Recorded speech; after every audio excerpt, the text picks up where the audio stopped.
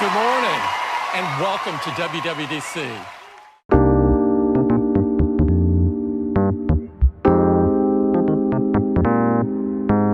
Welcome to Inside the Apple Studio, a podcast that talks with architects to learn how they use Apple products in the practice of architecture, with your host, Neal. On June 7th, 2021, Apple held their annual Worldwide Developers Conference, announcing updates to iOS, iPadOS, macOS, and watchOS. In this special episode of Inside the Apple Studio, I'm joined by architect Angelo Marasco of Cadence Studio to discuss announcements and highlights and features that will impact architects that utilize Apple products in the practice of architecture. Angelo, welcome to the show. Hey, Neal, thanks for having me on. It's great. Very happy to be inside the Apple Studio. Well, thanks for joining me. I really do appreciate it. And first, I want to remind listeners that we're recording this the day after the keynote, and there will be lots more details about and updates that will be revealed throughout the week of WWDC and over the coming months throughout the beta process before the operating systems are released this fall. So we may not have everything right or all the details just yet, but before we dive into what was actually announced at WWDC, I want to talk about maybe what wasn't announced. There was a big expectation, I think, at least until maybe the day before, that some new hardware would be announced. Yeah, those M1s. Yeah, the M1X, I guess, or maybe an M2, new MacBook Pros, 14, 16 inches. Were you disappointed that we didn't see those? You know, I thought it was a slam dunk. I really thought that the MacBook Pros would help distract the developers from all the other news out there lately. And we'd have some great new hardware. It seems like this would be the time to do it. Although looking back at the overall show, I mean, it was almost 2 hours long without any hardware announcements. Yeah. And so if they really had this much material, and we all know that there's hundreds of articles being written in the last 24 hours about all the things that they didn't talk about or that names that were on slides that didn't get mentioned. And then, of course, they had the other conference in the afternoon for the developers yesterday to go into more details. Yeah, their State of the Union. The State of the Union. Yes, that was it. Yeah. And so was there enough time to even get into this? Probably not. No. The other thing, too, is that there's been the rumors out there that these machines really are not going to be ready until the fall at the earliest, and maybe even a little later. And so, is it smart? I mean, they've done this before. They have announced like the Mac Pro. I think the iMac Pro was announced at WWDC before and wasn't shipping until the end of the year, literally days before New Year's. So it's not uncommon. They've done it a couple of times before, but those were more niche products. These are mainstream. So maybe it's just not time yet. Yeah, the anticipation's killing me. I was ready for those. I think you and a lot of other people are ready to plunk down their money for new MacBook Pros with enhanced M processors for sure. Yeah. So my main comments as we kind of before we kind of dive into the specific operating systems, I think that really from something I kind of noticed as a general comment is that it seems like out of all of the OS announcements, that each of these OSs, now obviously Mac OS has been around the longest, but each one seems to be maturing. We're now on the 15th version of iOS, and all of these platforms are sort of merging. That's a very common theme, and we'll kind of reiterate this probably a few times during this episode, that there's all of these features being announced for all of the devices and that they're all there. And I think this is kind of one of the first times, as we now have Apple Silicon Macs, that Apple can really do this. They can announce features for iOS, for iPadOS, and they're immediately available. I mean, there's been so many WWDCs where, oh, here's these new features on iOS or iPadOS, and oh yeah, they're not available for the Mac. That was pretty common. Yep.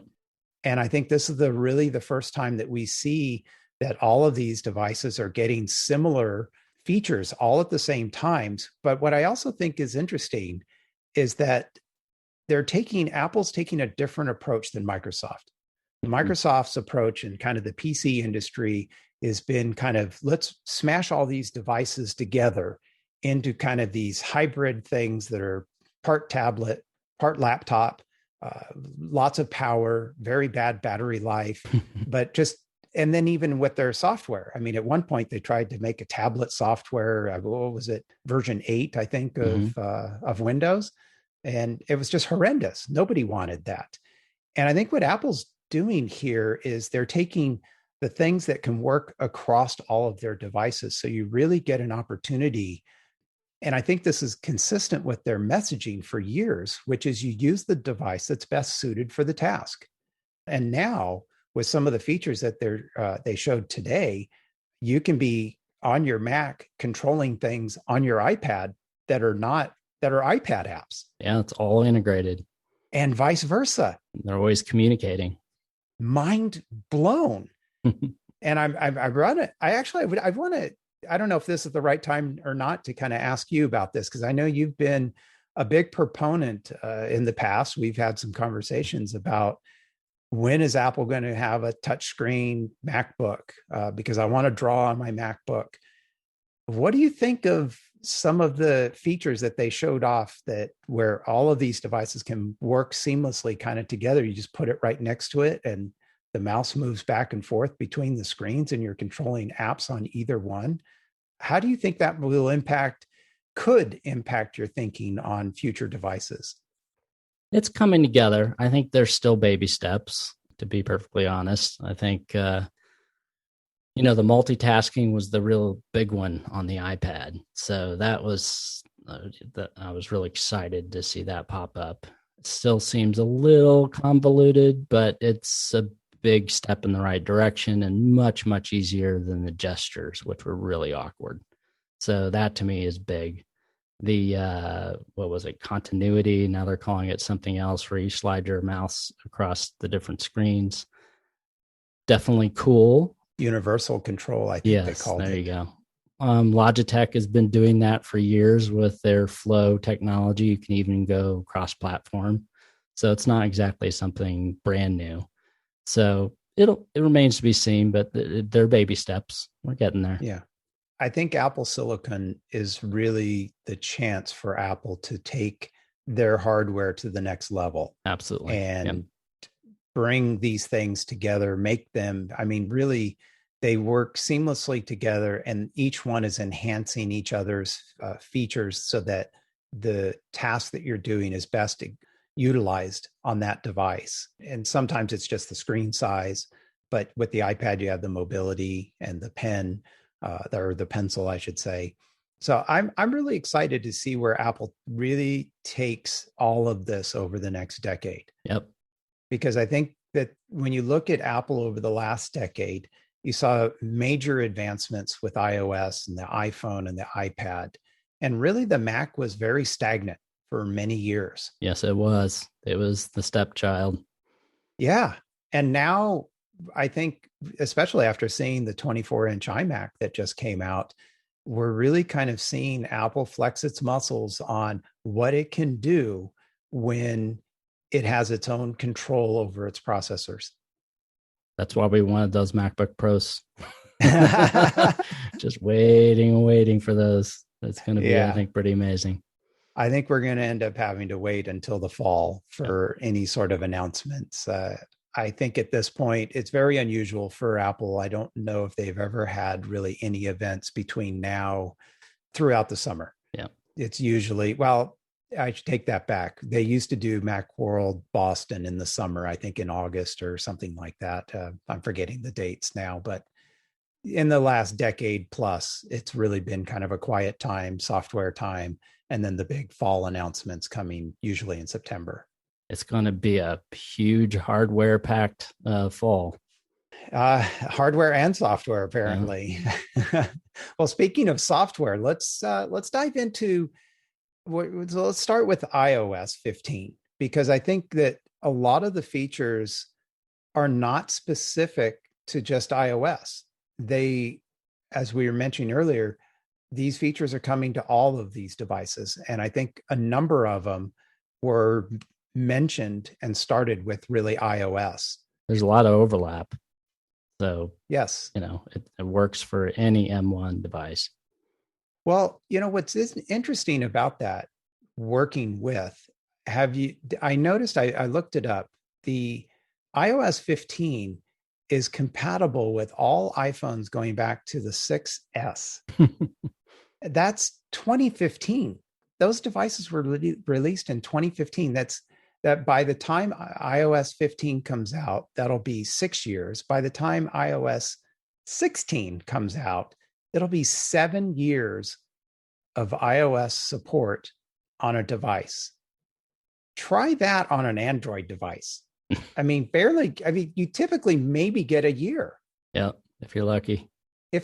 Or an update, if ever. Yeah. Really, that just blows my mind. And not only just from a feature standpoint, but also from a security standpoint. Mm-hmm. These devices are continually being updated and protected. Yeah, the backwards compatibility has been quite good. Yeah. There will be some features that will maybe either not be available or not work on some of the older devices, but that's still pretty incredible. Yeah, I know it's allowing me not to update some of my family's iPhones because, okay, guess what? Your device still works on the current operating system. Bad. I know. That's bad. One of the first things they featured in the event was FaceTime. And there were a number of enhancements, I would say, to FaceTime. What did you think about some of the enhancements, one, and then two, will you use them? Yeah, that's a good question. And I think personally, a lot of these things are great, but if we're working in the studio, maybe not so much. I think the big question is as well. Yes, they mentioned COVID, and over the last year, we've all been communicating via video calls. And well, yeah. So a lot of these FaceTime features, definitely are in Zoom and GoToMeeting and a lot of those other apps. But obviously, they put a great twist on it. With the tracking, with the camera, the portrait mode, there's a lot of things in there that are quite good. Even the sound kind of moving around and giving you kind of a spatial awareness. Right. Those types of things. And the fact that they work again across all devices. So iPad, iPhone, and the Mac is quite good. And I think this is going to be somewhat of a common theme throughout a lot of these features is that the majority of Apple's users are consumers. Yep. They're not they're not all business users. And then that's not to say that all of us don't use our iPhones and iPads in our business. But I think that larger businesses, the enterprise, if you will, I don't know, I'll get slammed for saying this. I know they use iPhones and iPads in enterprise all the time. But I think and where I'm trying to go with this is I think Apple looks at it as consumers that use our devices. Mm-hmm. What are features that they will find useful? Because I think something that we oftentimes lose sight of is that we're deep into a lot of this technology. Mm-hmm. And all I have to do is look in my house and look at my own family, and they're completely clueless. They don't update. In fact, they get annoyed with me because I'm like, update your device. Oh, I don't care. And so I think we have to sometimes take a step back and consider that not everybody's really into this stuff. It's just a useful device to them. And if it works, it works. Mm-hmm. And so I think when you take that sort of perspective and you look at features like the new features in FaceTime, that, this is going to be huge for a lot of their customers. But I do think that you're absolutely right. Because when I look at my own personal use of FaceTime, it's almost zero. Mm-hmm. My kids will occasionally call me. In fact, my daughter called me from a friend's house because her friend's phone was doing something weird and they couldn't figure out how Tech to help. not do it. Yeah. So it was tech help through FaceTime. And, so it was like, okay, we'll point the camera at the phone so I can see what it's doing. And, but we really don't use it. Of course, we've been in quarantine for 14, 15 months now. So it's really easy to not use FaceTime in the house. When they started to announce and it's cross-platform, I was like, whoa. Like, okay, here we go. And then they're like, in a browser. I mean, it's a big step. I mean, it's a first step. So, Android, iMessage for Android, it might happen someday. You never know. I don't know if we'll ever get iMessage, but Apple's been very upfront and forward about FaceTime being cross-platform. I remember when they first announced it, they were like, oh, this is public and we're going to let anybody be able to use it. And that never happened. I don't know if that was Apple's fault or third party's fault or something, but either way, I still think that what's interesting about the FaceTime stuff is all the sharing features. I think it's going to just be very, very popular. I wonder if some smaller firms may start to use the FaceTime or the features, because there seem to be a lot of Zoom-like features. The grid view, we finally get a grid view. That bouncing around window thing that we're sliding around and distracting you. Yes, which demo is really great, but I think in real life, nobody liked that. The ability to share calls with a web link. And you mentioned, being able to join on an Android phone or another device with a browser. Yep. I think this is going to really be interesting. I just wonder how much this will end up getting used, because over the last, say, 15, 16 months, we've all adopted different apps to do this. And I wonder if there's just too much momentum behind, probably Zoom being the most popular of apps.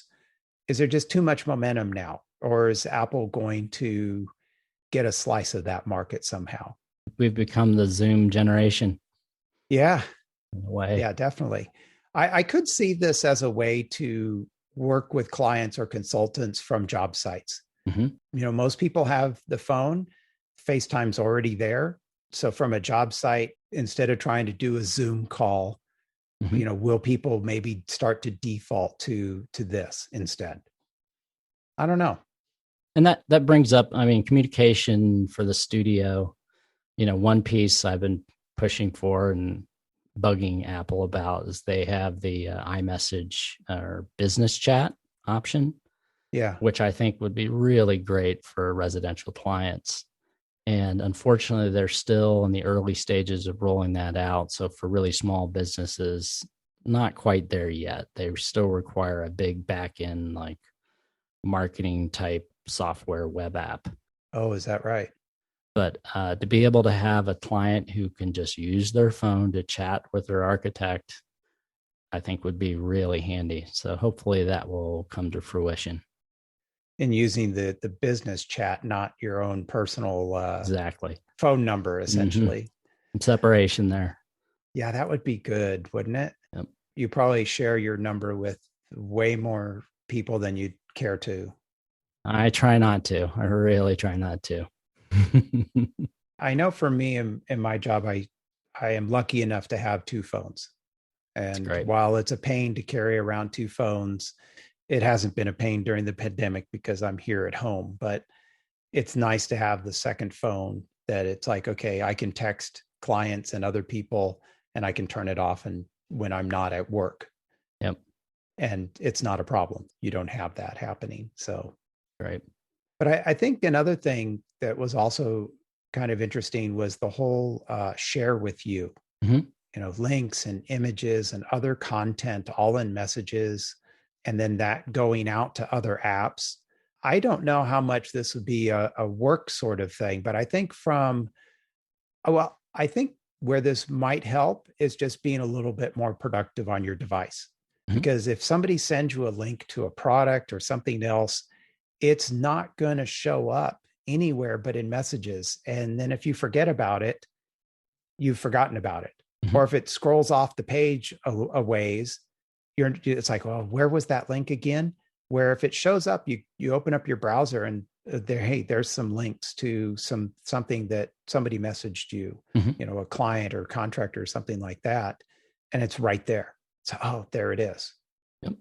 I don't know what's your thoughts about some of that, and then they also talked about pictures and having multiple pictures in there and being able to sync that back in automatically to your photo library. I thought is I just overall I see that feature as something just making your devices more productive for you. Yeah, and not going to some black hole that you cannot ever find again. So the kind of intelligent way that messages is now separating out rich content so that you can get to it and see it in its context. It's pretty handy.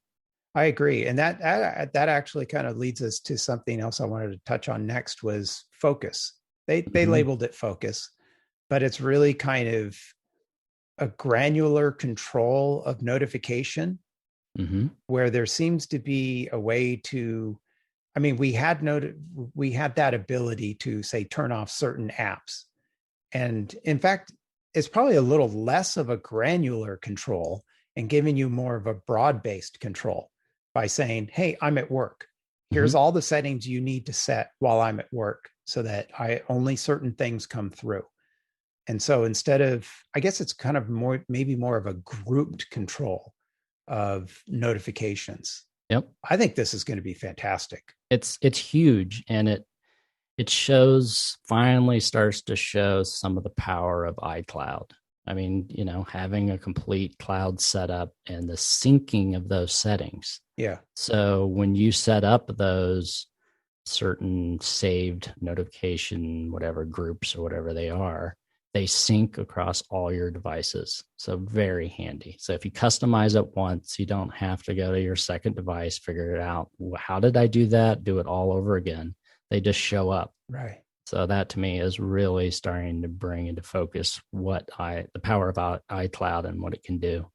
Something they're slightly rebranded as well, which I'm not sure if I have that noted in my notes, but it is something that Apple is kind of, it's interesting. They're kind of rebranding iCloud to iCloud Plus and adding some features that I think actually is, I have maybe down in the privacy section. When we get to that, we'll mention that. Yep. Yeah, I think you're right. It really is kind of Apple leaning on some of the things that they already have and that everyone really uses, and just showing you the power of the walled garden, if you will, right? Everybody complains the walled garden is bad.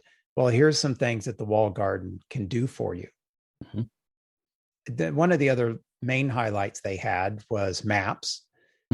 I was really kind of very surprised, and I'm very fortunate to live in the San Francisco Bay Area because it tends to be one of the first places that Apple introduces a lot of their new map technologies and features.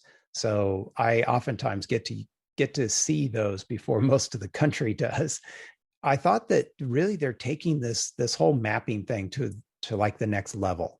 Just the graphics, the ability to, Apple's been talking about augmented reality for a long time. Tim Cook has famously said there's a lot there, and we've seen so little of it. Yeah. Precious little. Yeah. And then you look at maps and you see that, oh, you're going to be able to tell when you're going under overpasses. Yeah. And to me, I don't know, that I could be completely wrong. That's not really augmented reality, but I think it really, at least in that sense, it's not really maybe augmented reality, but I'm sure they're using some of that technology to kind of place you in a setting.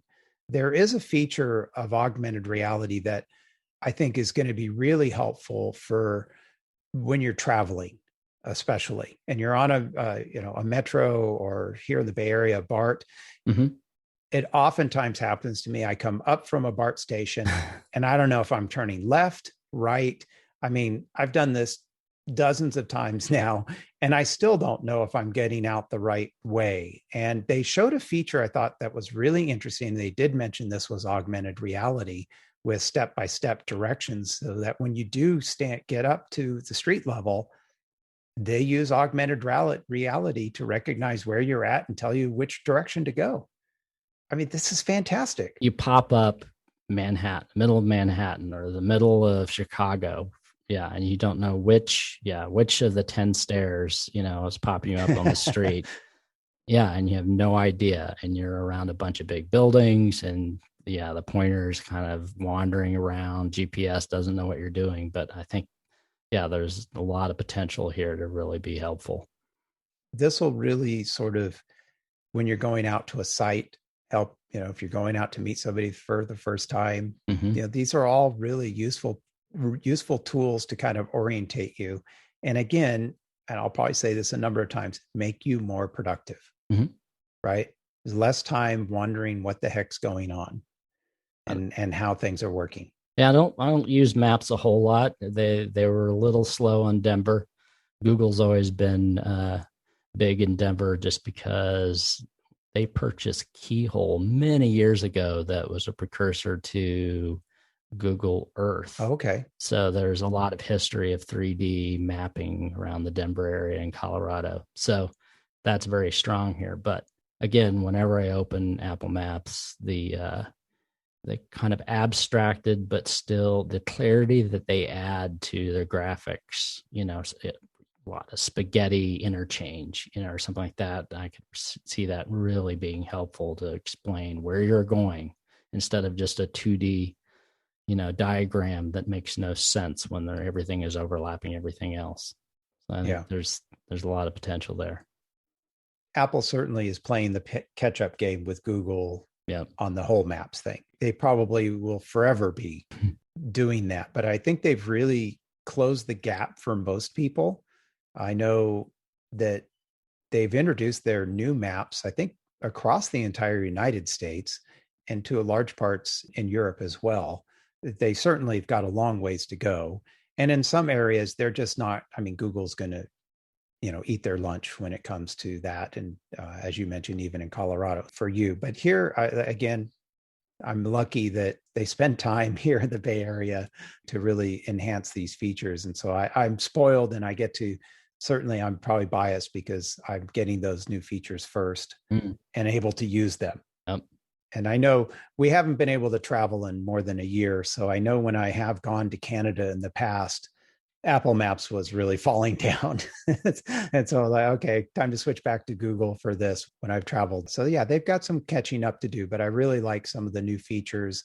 What I'm really curious, and maybe somebody out there listening might know, and if you do, get in touch with us because I wonder what they are using to create all these little 3D models, especially the new enhanced ones that they showed in the demos. I think we mainly saw San Francisco, the Ferry Building and Coit Tower and some of the other monuments in San Francisco were just beautifully rendered. They're not, they're cartoonish a little bit, but they do kind of really give a sense of reality to things that I think are just amazing. So if somebody knows what they're doing, what sort of back-end software are they using to render these things? I know Google bought SketchUp and really kind of used SketchUp to model a lot of their buildings. I don't know if they're still using that in the background or if they developed some of their own technology to do that, but I'm curious what Apple's doing. They're quite elegant. So it would seem that there's some human intervention of some sort to pull those buildings off, to look that good. There has to be. Yeah. Somebody's modeling these things that way to make that happen. And I'm just curious, what software are they using? Because I think that would be cool to know what they're using. And maybe they developed it in-house, who knows? The next item I had on my list, and we're just kind of touching on some of the highlights, but Safari was one of the next things that they mentioned. I don't know if we need to spend a lot of time on this, but one of the things I thought that could be quite useful was they mentioned a new feature called tabbed groups. And it looks like that could be a really useful way to save pages and collections to easily get back to. We oftentimes as architects, we're doing research on products or all sorts of different things. And being able to kind of keep a collection of design research as a group of tabs, I just think that's a really useful thing because a number of times I've had like, and I don't keep a lot of tabs open, but I might have 4 or 5, 6 tabs open, and I want to keep those open. I'm say working throughout the day on something, but then I have to open another tab and I kind of maybe pull it off to another another screen. And then I'm done with that. And I instinctively just quit Safari. Yep. Now, thankfully, Safari does have a feature to open up all of your last tabs that you had open. And that's saved me a couple of times. But I just think that being able to group tabs to come back to at a later time, again, another productivity sort of time saver if you can kind of incorporate that into your workflow. Yeah, I mean, having 2 or 3 tabs open at once, a lot of times they're related to each other. You're pulling information from 3 or 4 of those tabs, and they all relate to each other. And when you lose those, it can be really aggravating. And it was pretty cool. I think they showed a demo of dragging that over into notes or something, and it actually, the links all came over together. So it's kind of nice. Right. I mean, Safari is definitely becoming more productive with the tab management, and then the extensions. So they mentioned, I mean, this is overlapping a few other areas, but extensions in Safari on the iPad and the iPhone. Yeah. Which is really big because it was so convoluted to try to use some of the share sheets or the ways to get into extensions. And now things like, the great app 1Password, to be able to just have that right in your browser on a mobile device will be very handy. Right. Now, do you use a lot of extensions? I don't know if you use Chrome and several extensions to do things. I am not a big extension user. I probably am a little shy about using extensions from the old days of first using a web browser, and then you added extensions to your web browser and suddenly it got taken over or something, or completely corrupted, and your web browsing experience was completely foobar because of it. Or maybe I'm just not really utilizing my web browser in the way I probably could. Do you use different extensions that would be other than 1Password, which I think would be fantastic, save me a lot of time? Mm-hmm. Do you use a number of extensions? It's a small list. Evernote's one of them. Let's see what else. Pinterest's pretty handy. Evernote has the screen grab kind of built right into it, so you can almost get anything off the web and into something that for historical or a precedent or something like that. But 1Password is definitely at the top of the list. So on every browser, doesn't matter if it's Safari, Chrome, or anything else, Edge, even, it's 1Password. Yeah, I use 1Password a lot too. Well, I really do think though that opening that up and allowing extensions from other browsers and kind of not having to completely rewrite just to be usable in Safari is a big thing. It's a big thing for Apple too, because they typically want to do their own homegrown thing. Mm-hmm. And again, I think this is Apple maturing a little bit and understanding that they have to play in a bigger play yard. Especially, I don't know if we'll talk about it specifically, but I know one of the things I remember seeing was being able to use Siri on other devices. Third-party devices, yeah. I don't want to say, hey, Siri. Of course, I just did. Sorry about that, whoever got an activation. But asking Siri to change your thermostat when it's not a Siri device, it's not an Apple device. I think this is Apple recognizing that they're not going to walk in like they did with music and control the whole world. Yep. It's Amazon's world and Google's world. And if they want Siri to be useful, they need to open it up. They need to play with everyone in the same playpen. What did you think of, and I'm going to mention Wallet. Probably don't think too much of architects using Wallet, but I think there was an interesting part. I mean, we all use it, but I think one of the interesting things for architects is the home key feature. For me personally, I don't use a lot of home devices. I don't have lights that are controlled with Siri or anything else. And certainly I've been very leery about using a front door lock. Being able to use the U1 chip in your phone now, or even in the latest Apple Watch, version 6, that it has that capability so that you can just walk right up to your door and instantly it kind of recognizes you and opens up. And you don't have Bluetooth LE issues and things like that. As we move forward and devices get updated to allow for this, it'll be a little bit more of a seamless integration for home devices, your garage, your front door. They even mentioned your workplace, and being able to use your phone essentially as your key.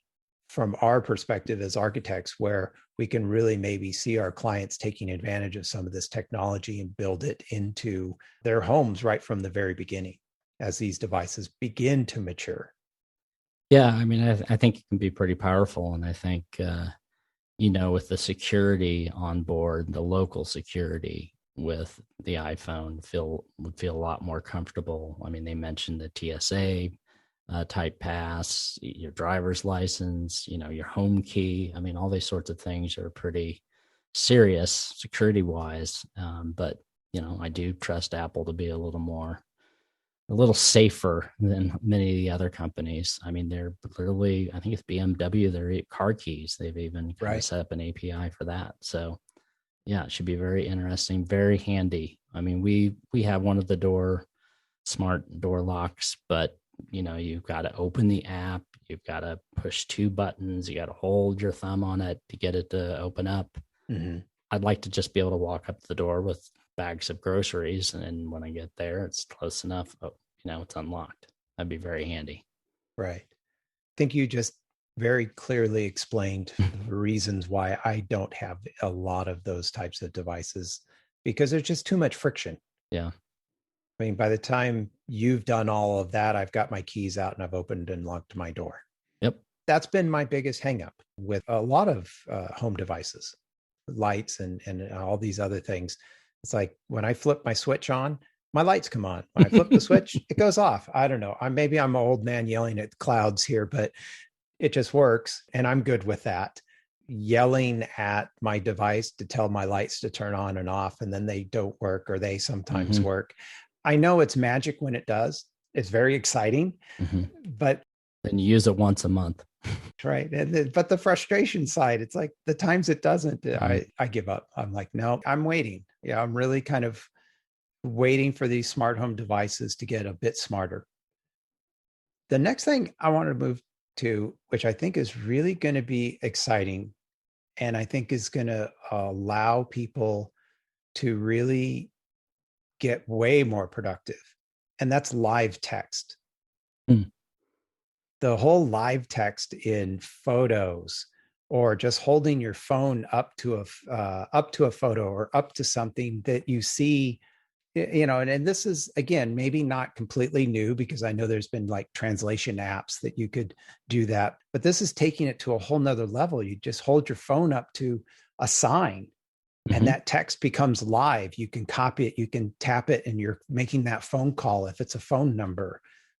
This is amazing. It sort of reminds me a little bit of the promise of the QR code, where it's like, oh, if you just point your camera at this QR code, it opens a website or does something, right? Yeah. And nobody can decipher that. But here it's like, oh, I'm going to hold it up to this restaurant, and now I can just copy and paste that name of the restaurant or the business or whatever and paste it into something else. I mean, this is Apple, and it's not, I'm sure there's other maybe apps that can do this, and Android may have these types of features. I'm not that familiar with that side of it, but just being able to do this is, again, just a productivity enhancer beyond what you could do ever before. Yeah. And we have tens of thousands, many thousands of photos now. And to have this sort of intelligence to be able to search back through them or recognize things is really helpful. Google Lens has been around. That was one of the early versions of it.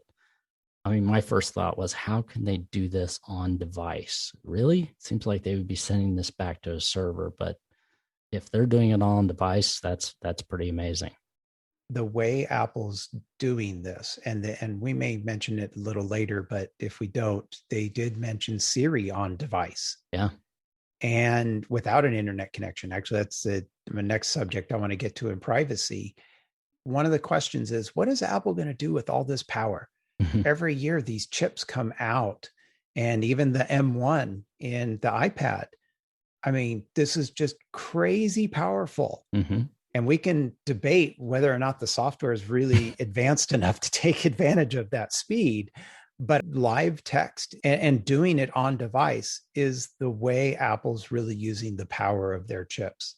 I mean, they are so far advanced over any other chip manufacturer when it comes to their phones that they can really take advantage of this. And this is how they're using that power.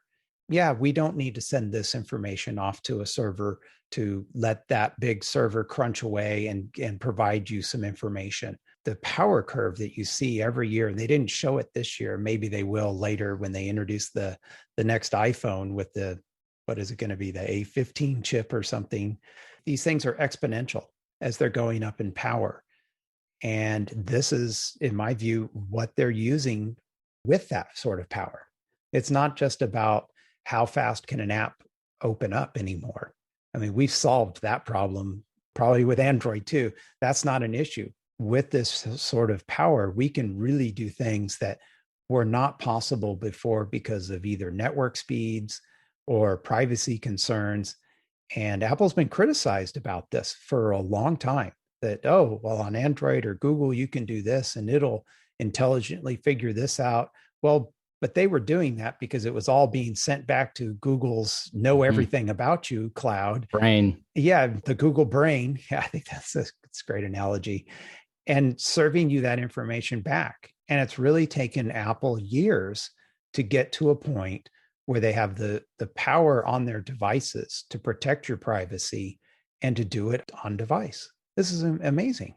Trying to figure out, I'm looking at my notes here, but photos, I think, had like auto hiding of screen grabs or snapshots, that sort of thing, maybe. Yeah, that was in reference, I believe, to the feature in Messages where it'll automatically add photos that people are sending you in Messages to your photo library, but it wouldn't add like memes and screenshots, I think. They said, no, we're not going to do those automatically.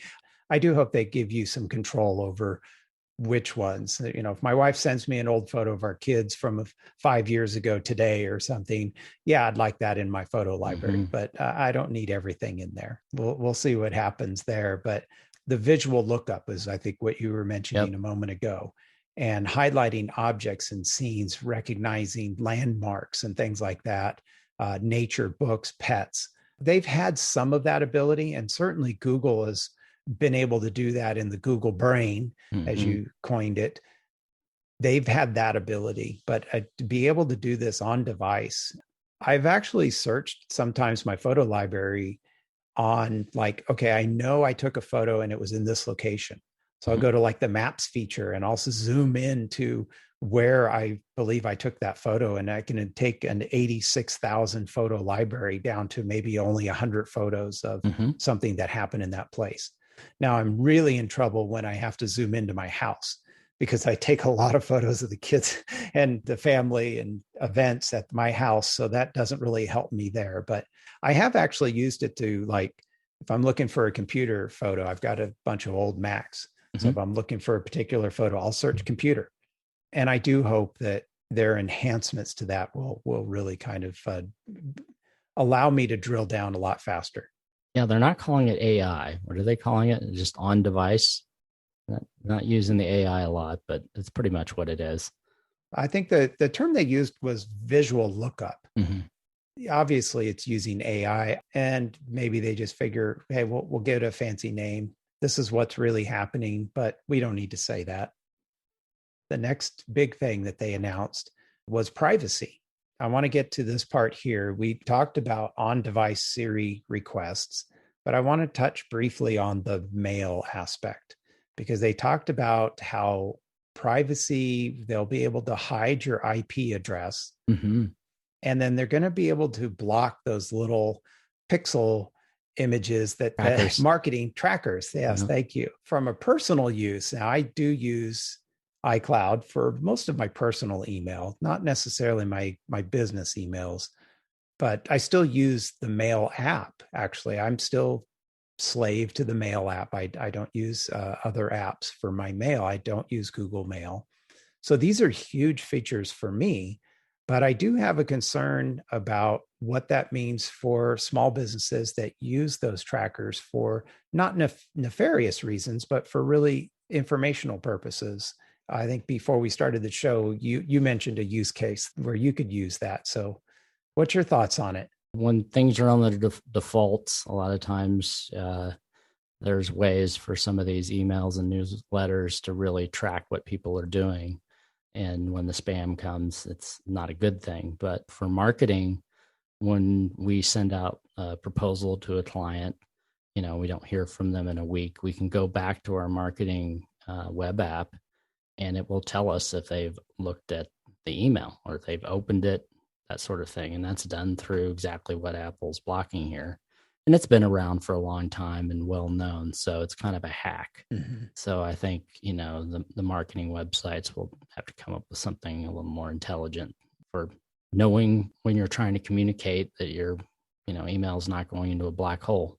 With the app transparency and some of the other features, asking apps not to track you. I mean, these are kind of low-hanging fruit ideas to kind of protect us. Mm-hmm. And maybe blocking these trackers is another way. Mail newsletters are going to have to get a little smarter about how they do that. Another big one is our invoicing. Okay. So when you send out an invoice to a client, which is very important, it shows when they looked at it, how many times they looked at it. So for us, that's important. So I have a question about that. When you send out an invoice, what sort of app or service are you using to do that allows you to track that information? So it's an online accounting software. And when you send out an invoice, it automatically tracks whether that person opened it or looked at it. And then, it's pretty handy. Which one are you using specifically? We're using QuickBooks, but I think FreshBooks, most of them do it. Okay. So it's a way to track your invoices and no excuses. A week later, week late, 2 weeks late, client, I never saw that email. I was like, yeah, you did.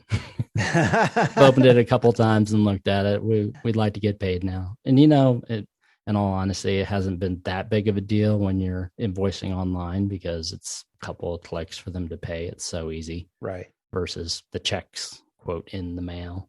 People still use that excuse. I haven't written a check in years. The other part on privacy that I thought was kind of interesting, again, it goes back to if you're using Safari, the iCloud private relay. It sounds a little bit like a VPN service. It's really not. Maybe kind of a VPN specifically just for Safari. That's not the right term to really use here because they're bouncing this through a couple of different relays, and one knows something, the other one doesn't. No one single thing, including Apple, knows exactly what you're doing. And this is part of the iCloud Plus, which is essentially what if you're paying for iCloud, you got iCloud Plus now, or you will when it comes available. This is kind of, again, another thing that is just going to happen and it'll be useful for you. And you probably, at least if you're a Safari user, you won't really even think about it. Yeah, I think it's pretty handy. I mean, my first reaction when they put the iCloud Plus up on the screen was like, oh, another subscription. It's like, what? Really? But yes, if you're paying for extra storage, you're pretty much you have iCloud Plus. I think it'll probably roll over into that. But there was a couple of pretty clever, there's the privacy side of things, but there's also auto-generated like fake emails. Right. So if you're signing up for stuff you really don't want to share your main email, that's pretty handy. I think buried even further into that was email domains, custom email domains. So that could be pretty interesting, for maybe a family email domain or something like that. Could be very handy. Now, I wonder from a business aspect, because you're not using iCloud Mail for not the app, but the service for your work email. And probably very few of us are. Yeah. Will those features really be that useful for most small firm architects? Probably not. Probably not. Yeah. Yep. Again, it just kind of goes back to Apple's main customers are the individuals, consumers, I think, for the most part. And in that sense, it'll be a big boost for everyone. But some clever stuff again. I mean, account recovery. I mean, iCloud, getting locked out of your iCloud account can be catastrophic. And they have, what is it? Identify contacts that can help you get back into your account. I mean, that's very handy. Right. They're still stuck on the ridiculous 5 gigabytes of storage as the default, which is absolutely useless. But for 99 cents a month now, you get iCloud Plus. So yeah, there you go. And they even have the caveat that if you get stuck trying to restore a new phone or load up a new phone, they'll give it to you for a couple of weeks, the extra storage. But yeah, we still have that pathetic 5 gigabytes of space. They want that $12 a year out of everyone. Services revenue. It's all about the services revenue. Mm-hmm. Let's move forward to like iPadOS, because I think the big thing that I saw there was a lot of changes to multitasking. Yeah, very, very intriguing. I mean, the gestures to work on an iPad to try to do split screen or whatever they call the window over is so convoluted. Slide over. Thank you. Yeah, I think this is it's a good step. I mean, it's a small step, but it's in the right direction of trying to simplify and provide control without going full Mac OS and having the entire menu bar on the top, that whole thing, but having some, not really gestures, but almost like a finger menu bar at the top, to very clearly do a split window, or the slide over, those different ways of bringing up multiple items, on the same screen at the same time, instead of full screen, one app all the time. One of the interesting things that Apple does that is oftentimes very annoying, and they've been doing it for a long time. They started, I think one of the clear things I can think of is getting rid of the scroll bars in the macOS Finder windows, right? Mm-hmm.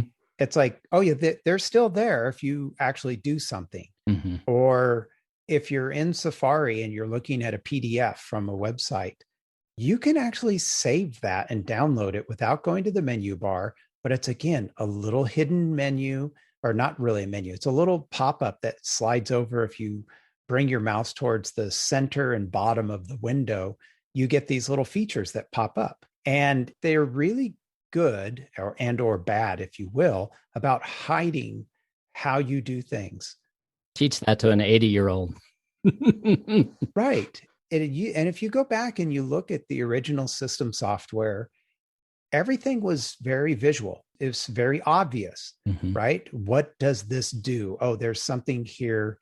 If I click on this, it does something. And they seem to have continued this idea through iOS and iPadOS, where features are just they're just hidden. Mm-hmm. And you mentioned the gestures. If you don't know the right gesture, like I still cannot figure out how to use split view most of the time. Yep. It's annoying. I fight it more than I actually use it. Yeah. It's really annoying. And I think one of the interesting things that I saw, and again, we just kind of saw a few clips of them using this, they're bringing back some visual clues. Mm-hmm. I think if you've got multiple windows of an application open, you get this, I forget the word they use, but like a little shelf on the bottom. Yep. Yeah, a little shelf on the bottom that shows you those things. Mm-hmm. And when you do go to a slide over or a split view, you get a little pop-up menu. If it's not really a menu, but you get some graphic display about like, hey, if I tap this, or this, something will happen. Yeah. They're bringing back some visual clues that do the things that are already there. Mm-hmm. They really stripped a lot of that. And I know many people complained when Big Sur came out and the visual changes to the UI that they made, they hid a lot of the features that were like in Finder windows. Yeah. And you have to click on something now. You have to interact in a way, and it's not visually, you don't know it's there. Yeah. The original Mac OS or system software, probably Mac OS 8, had the ability in the Finder window, if you clicked on the name of the folder, you'd get a pop-down menu where you could scroll backwards in the menu if you're the tree of your folder. If you didn't know that, you didn't click on that, you'd have no idea it was there. Yeah. So I guess maybe this isn't a new thing for Apple, but hopefully adding some of these visual clues to access some of these features will really make a big difference. Hopefully they continue this. Yeah, it's moving in the right direction. It's still a little rough around the edges. What I'm really curious, especially with the new 2021 iPad, it has Thunderbolt 4, USB 4. All these terms now are getting so confusing when it comes to USB and Thunderbolt. It has the ability to drive one of their studio displays, the big 6K studio display. So what I'm really curious is, okay, if I hook this up to if I could afford a $6,000 display, do I get just one big giant window in an app, or can I actually have multiple versions? I mean, I think it'll be really curious to see what they might show in the fall. Yeah. Right. This was a good tease, but I do hope they have more waiting in the wings for multitasking that they'll reveal later this fall, maybe, or throughout the next year. Yeah. I mean, the iPad, going back to, using it in the studio, I mean, that is the device for the last 4 or 5 years that I use every single day. So it gets heavy use in the studio. Most of it's sketching. I mean, that's the Apple Pencil is incredible for sketching, but it's a very solid device, and it's just unfortunately very challenging if you were a pro user and really wanting to push it. We waited a year for this. It seemed kind of obvious, but widgets and the app library finally on iPad OS. Ooh, big changes. I remember watching WWDC last year and seeing the widgets and the app library. And it's like, okay, yeah, this will of course be available on the iPad. Nope. And then it was like, nope, not available. I'm like, wait, did they just forget something? What happened here? It was very weird. Yeah, I mean the widgets, they can be handy, I guess. My first thought was, well, third-party widgets, something like maybe Dropbox for the last 5 recently modified files or something like that could be pretty handy for, workday type stuff. App library is pretty handy for just hiding all the junk that you use, once every 6 months. So less clutter. So that can be pretty helpful. But yeah, baby steps there. Useful steps. And in fact, another useful step is the quick note feature. Yeah. And just notes in general. Now, you mentioned, I think it was Evernote that you use a lot. Is the new features in Notes going to maybe wean you away from Evernote? It's getting there. I mean, it's to be able to just slide that out and have it context aware.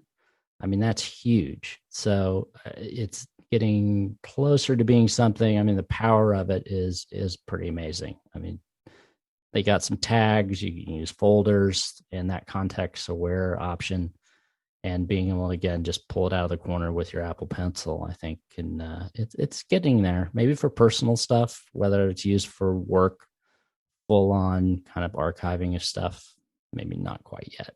One of the frustrating things I had with using other services is that, in fact, Evernote was one. I think at one point I had my iPad, my iPhone, and my Mac all syncing different things to Evernote. And then it was like, the free train has ended. Now you have to pay for more than 2 devices, I think. And so it's like, well, I don't really use Evernote on this device, so I'll just not use it for that one. I started to move away from some of those types of apps that I didn't rely on a daily basis. And I tried to start to use reminders and notes because I had light use of those apps anyway. And what Apple was doing was good enough. The reminders app is not it's not Things or, some of the other more pro to-do type of apps, but it was good enough for what I needed. What I'm excited about is seeing how they're taking notes in ways that like maybe Evernote can't do. They're not the platform provider, so Apple does have that advantage. Let's look at who the main users are here. It's all of our consumers. And if we can add these features to our main consumers, I think, as you just mentioned, it's not going to bring you away from Evernote and probably larger firms or other people that have their favorite apps that they use. They're going to continue to use them. This is not going to change anybody's mind. For somebody like myself who uses notes all the time, this is huge. It's like, wow, okay, I'm getting all these features and it comes with the devices I'm already using, that I'm already paying for, and I don't need to go out and get another app. Again, my use is kind of limited, but I am kind of curious, once we start with all these little thumbnails appearing in context and all these system-wide quick notes that we start doing, how in the world are they going to manage this? Are you going to open up notes and just see hundreds of these little snippets? And how are they really going to? I'm sure they've thought about this, and maybe that's why they are introducing tagging to try and find a way to really kind of make this work. But I'll be really curious, because I think organization within notes is something that it struggles with right now. But system level integration across all devices, that's big. Yeah. That's what makes it work. Were you disappointed with anything in iPad OS? Were you expecting maybe more, especially after the M1 iPads came out just a month or so ago? I thought it was interesting. They didn't really mention, they had a shout out for Procreate. No Adobe. Adobe's been working pretty hard on Fresco's pretty handy sketching app. They even have Photoshop on the iPad now, but I was surprised we didn't see maybe any Apple Pro apps on the iPad. It would have been nice to see that finally come to fruition. So, yeah, I mean, it's small steps, but I'm looking for some of the pro level apps and that sort of workflow. It is rather curious how, especially now with the M1 iPads, you've got M1 Max, they run Logic, they run Final Cut just fine. In fact, I've heard, I've read that Final Cut in certain aspects runs way better than even like the iMac Pro did. And you really have to throw like a Mac Pro at it to beat, a Mac Mini with some of the rendering features in Final Cut. And I may be using the wrong terms here because I'm not a Final Cut user myself. There's a lot of power there. And it is rather curious why Apple has not done that. Now, the opposite side of this, and we hear this all the time, especially with the term Sherlocking. What would it mean to an app like Ferrite that you can edit music or podcasts with Ferrite on the iPad? What does it mean to them if Apple comes out with Logic? And I'm forgetting the name of the really popular video editing app that's on the iPad. What does it mean to them if Apple comes out with Final Cut Pro? Are they Sherlocking those apps? They're certainly competitor. I mean, they're available for the Mac already. So it's not like it's a completely new thing. But would they be accused of maybe squeezing those apps out of the market? Never worried. Seemed to worry Apple before. That's a good point, Angelo. That's a good point. No, I mean, what is it? Xcode? I mean, at a developers conference, it would have been interesting to have something big show up on the iPad to say, "Hey, you can finally take this, seriously." I thought it was very interesting. I don't know if it was at the intro or outtake of the iPad OS event or segment. He said it can be whatever you want it to be. I was like, okay. Does that mean you really don't know what you want it to be, Apple? Like, okay, let's add some focus here. It's great that it can do a little of everything, but let's give it some focus. The iPad has really become a device that Apple, I'm not sure they really, certainly at the beginning, if they really ever thought it would be as powerful and become what it actually has become. Maybe they did.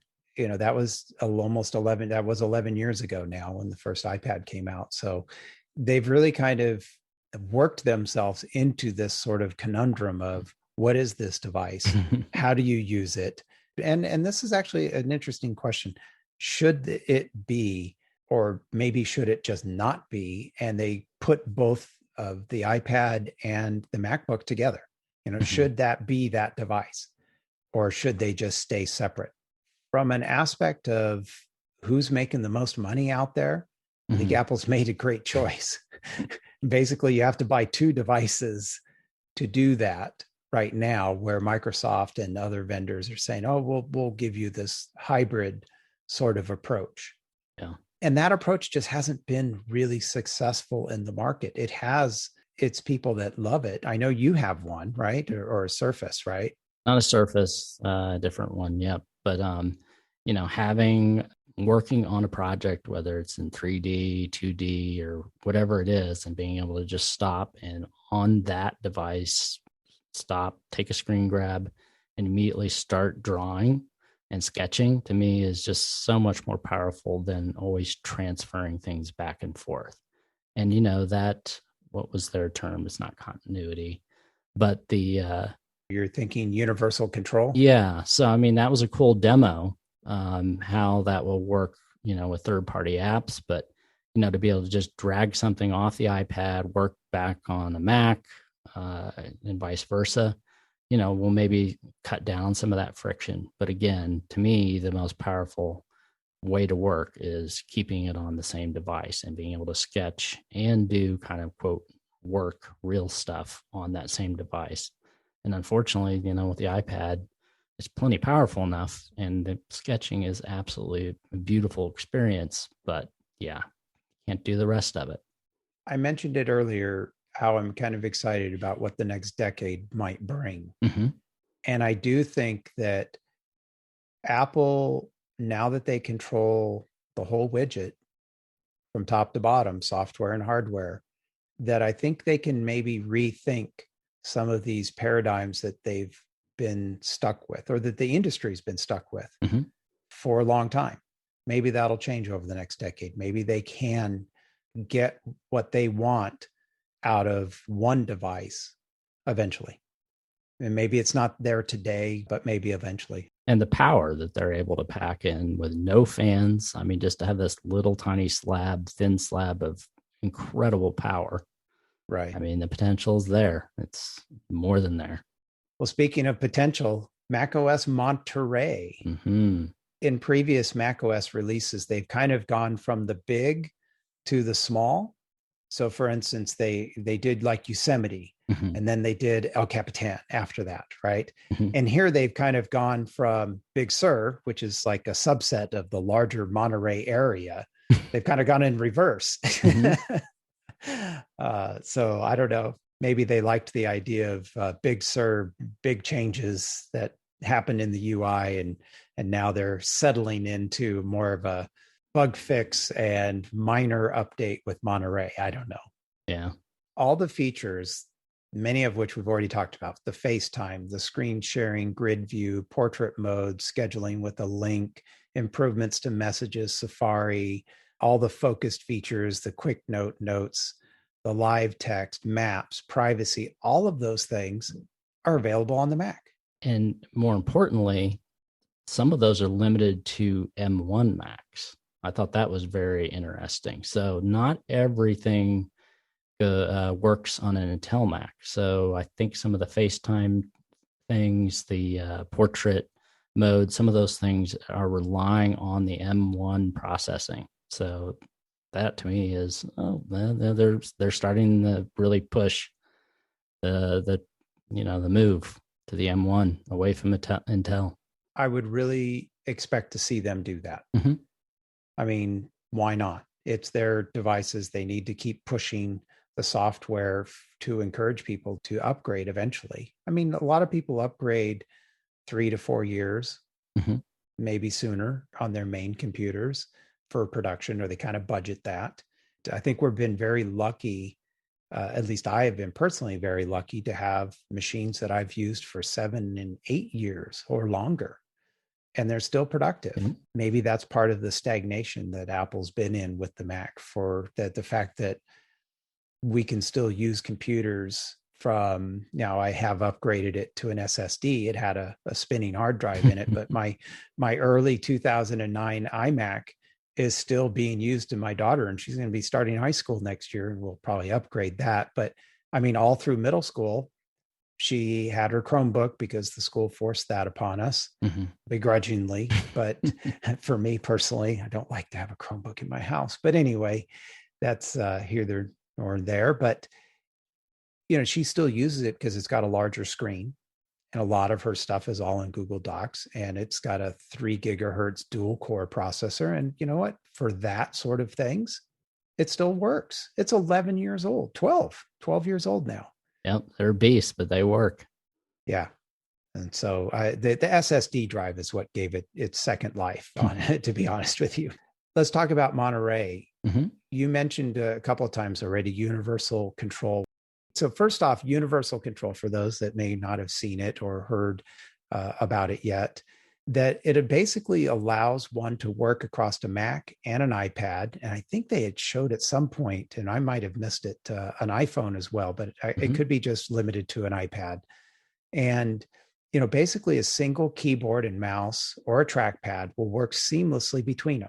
I mean, they showed it, just you put your iPad up next to your iMac and you can just use your Mac keyboard and mouse and slide the cursor straight onto the iPad. And different from Sidecar, where Sidecar was kind of mimicking your Mac screen on the iPad, which was really cool. But this is like, no, I'm actually using my iPad apps. And I think they showed something like in Procreate where they dragged an image out of Procreate across from the iPad over to the Mac, dropped it into another app. I mean, this is kind of like, magic and mind blowing. This is not supposed to happen. It was. Yeah. My first question was, let me use the keyboard on the iPhone then for like Instagram, which is, still not on the iPad. Let me have access to the keyboard for messages on the iPhone. Yeah. But yeah, I think it's more for just dragging images or something you're working on, across the screens. They did show where you could be typing on your Mac keyboard and you're in a document of some sort on the iPad, and you're typing, whatever you're typing is happening over on the iPad. They did actually show that. So yeah, maybe. I mean, I'm sure we'll see that throughout the summer as the public betas come out in July. This is going to really allow somebody like yourself who uses their iPad in the way that you do to really kind of open up some of what you were talking about, having that as one device. Now you kind of do sort of have one device. You get the big screen and the small screen, and the small screen can just walk away. You get that portability as well. This is going to be a real game changer. I don't know how much I'll use it because I have two 27-inch screens. I got a 27-inch iMac and a 27-inch old LED cinema display. And quite honestly, I don't have enough room on my desk for another screen. And I probably can't see that far anyway. I mean, I'm spoiled in that sense, but 70+% of the users out there are all on laptops. So having your laptop and you prop your iPad next to it, and you get this universal control moving back and forth, it's really going to open up some workflows, especially for architects in ways that we really hadn't thought of before. Yeah, and cut down the friction. Yeah, the exporting, importing, all that sort of stuff. Very handy. They didn't show it, but hopefully they'll improve the Files app to make that a little bit better. But even just syncing between things, I think will be really, really helpful. What's interesting is that there's no setup required for this feature. It just works. You just place your device next to the other device and you're able to move your cursor seamlessly between them. I don't know how they do this. Kudos to the Apple software engineers there that can make this happen. What's also interesting about this is that it opens up ways of being productive with your Apple devices that you just don't get if you're on Windows.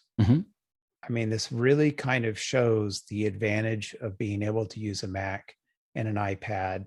We use the term walled garden is often used in a very negative sense, but this is a feature that will open up ways of you being more productive with your Apple devices that is a benefit of Apple's walled garden.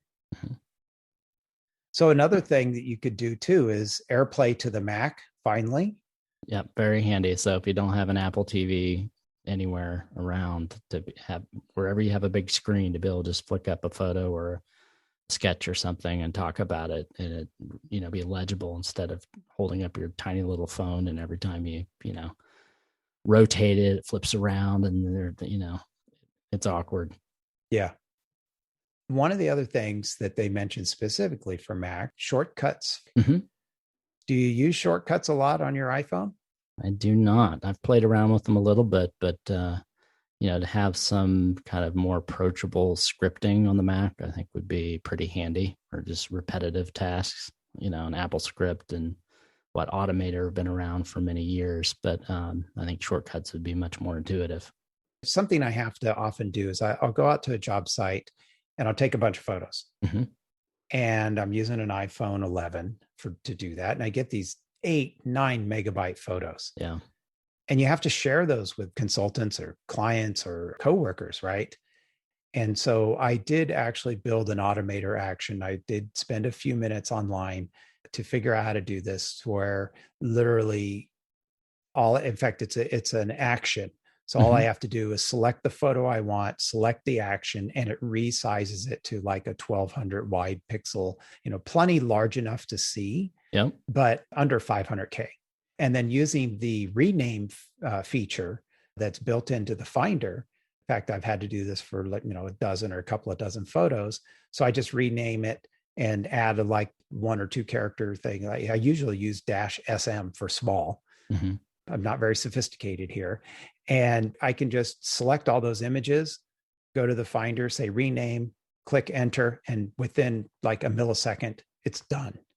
And so within 2 clicks, I've done what I needed to do from a photo aspect. And then I can just drag them to my email client and send them off. And I'm sending a 2 or 3 megabyte email instead of having to upload them to somewhere and send them a link so they can download 50 megabytes of photos or something. Yeah, very handy.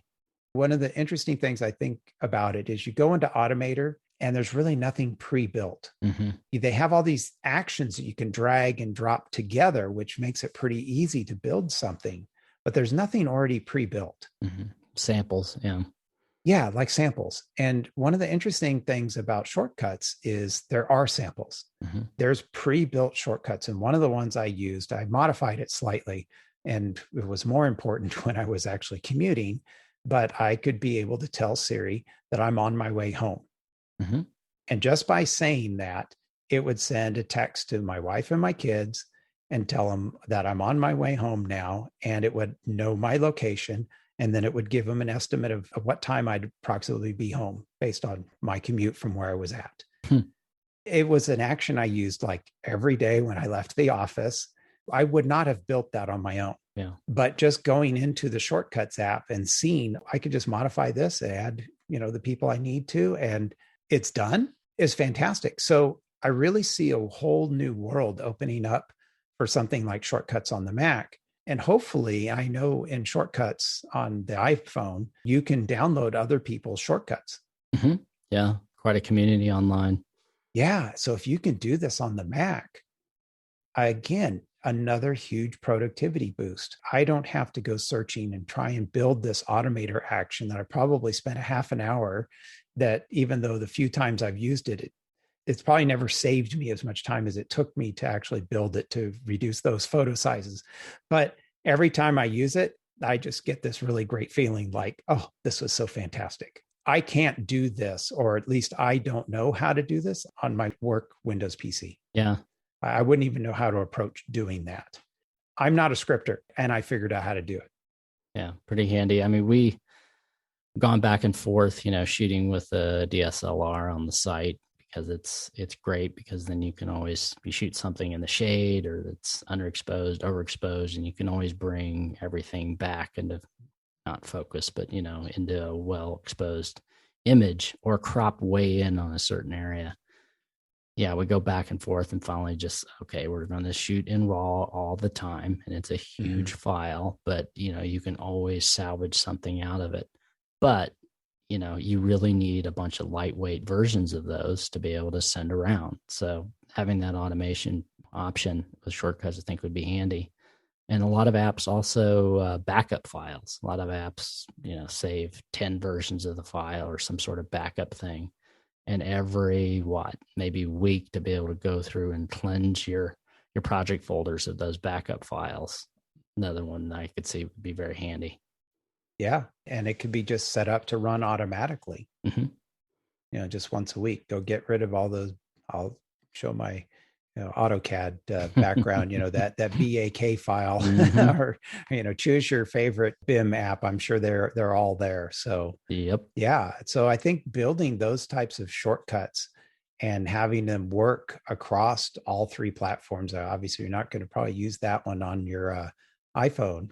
Yeah. But just having that ability to do that, I think is really going to be a game changer in ways that will really kind of open up more productivity options for architects that are using Macs.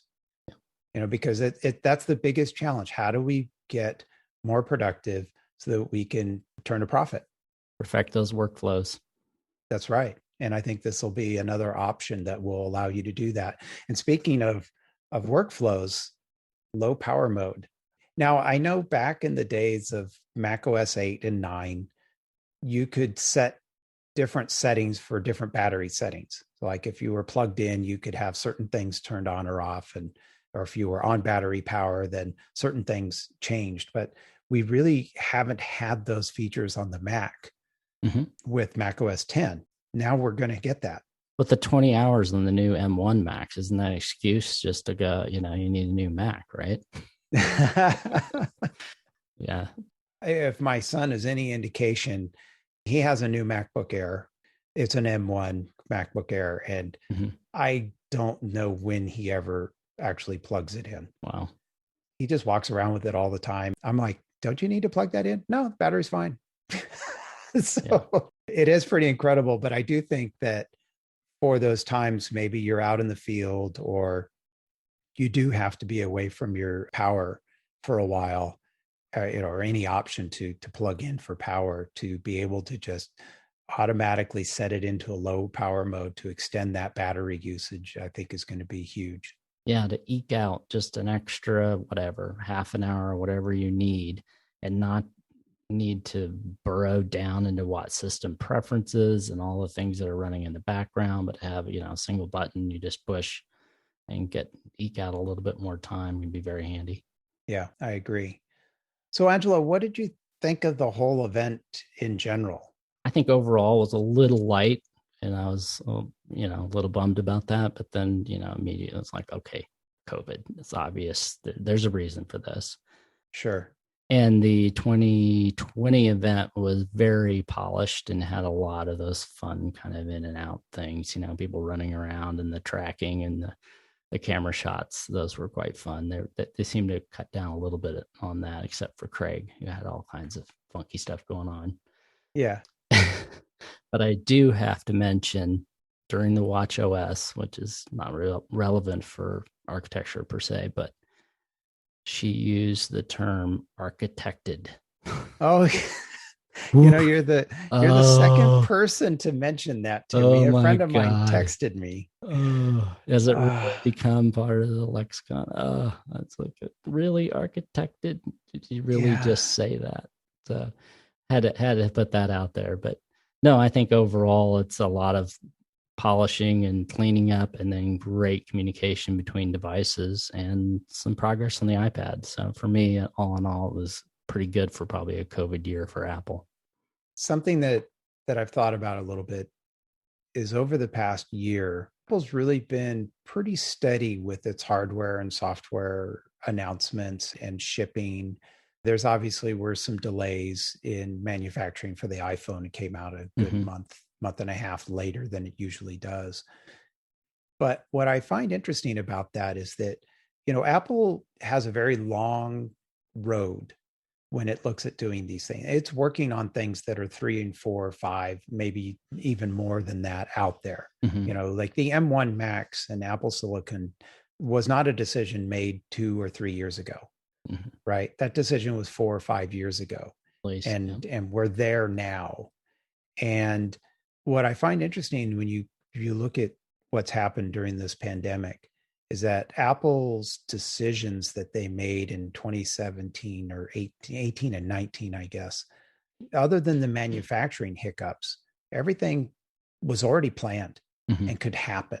What will be interesting is when we are able to look back on 2021 and maybe even 2022 from once we're in 23 or 24, 25, then we'll have maybe some perspective on what they were or were not able to do during this year and maybe even next year because of the pandemic, because everyone was working from home and you didn't have that sort of collaboration that Steve Jobs and I know Tim Cook has always talked about, the having people interact and those random things that happen, the random interactions, the inspiration that happen at Apple Park and before at Infinite Loop.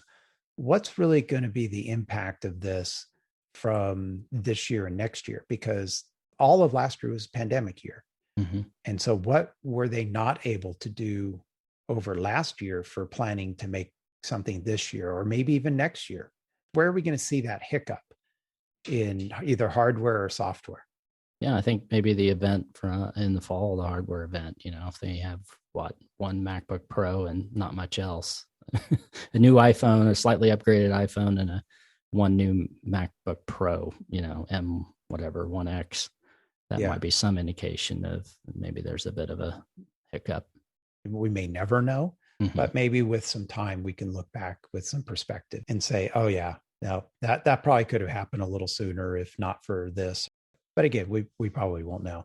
They've gotten very good at doing this. They've done several of these now. They put the one last year together. They put that together in like 2 months. Yeah. And they did such a marvelous job with it because really when you look at the fall events that they did and the spring event and now this one, the quality, it hasn't gotten that much better or that much different. So they really nailed it the first time out. Yeah, to be concise and succinct and to really edit those down, it's great. I mean, the amount of information they pack into an hour and a half, even 2 hours, it kind of boggles the mind. I am curious how long it takes them to put these together, especially Craig. I mean, Craig was on this one quite a bit. And it's like, how much time did this guy actually get to work? And then he testified during the trial as well. And he had to prep for that. I was like, well, how much work are these guys actually getting done? Or the rest of the team, how much work are they able to get done because they're having to do all this filming? And I can guarantee you that nobody is a natural at this. Or maybe some of the senior executives that are on camera all the time or every year have probably gotten pretty good at it. But the rest of the team and I will say this, because Apple was often criticized for a number of years, especially during the Steve Jobs era, that him and a few other guys were the only ones that ever did anything there. Yeah. Because they're the only ones you ever saw on stage. And I have to, even though it did get a little dizzying sometimes with all of the different transitions and we're going from this person to that person to this person, it is really incredible to see the diversity and the inclusion that Apple's preaches often and talks about all the time. And we get to see it on film. Yeah, it was a pretty healthy cross section. It's good to see. Going in the right direction. Yeah, I think it's great. And it really shows that Apple is a diverse company. They've got more work to do, especially at the executive team, to get there. But I think Apple's moving in the right direction for when it comes to that aspect. Well, that was a lot to cover in this episode. And, really, I think we only touched on some of the highlights that Apple had to share in this keynote.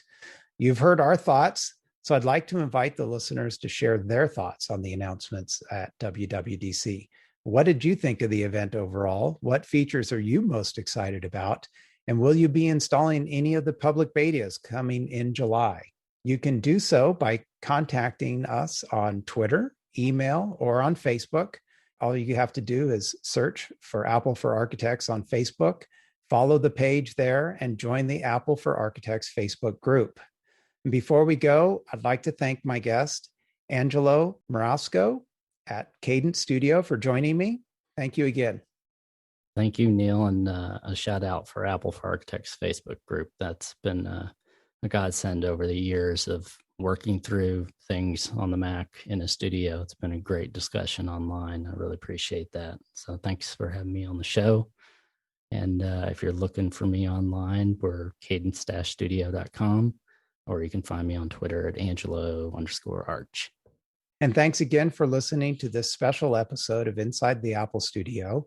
The show will return to its regular schedule, where in the next episode, I'll talk with another architect that will share their architectural and Apple journey. So be sure to follow the show in your favorite podcast player by searching Inside the Apple Studio and tap the follow button. If you'd like this special episode, let me know. And if you're enjoying Inside the Apple Studio, be sure to leave a 5-star rating and comment in the Apple Podcasts app. Inside the Apple Studio is a production of Apple for Architects at appleforarchitects.com.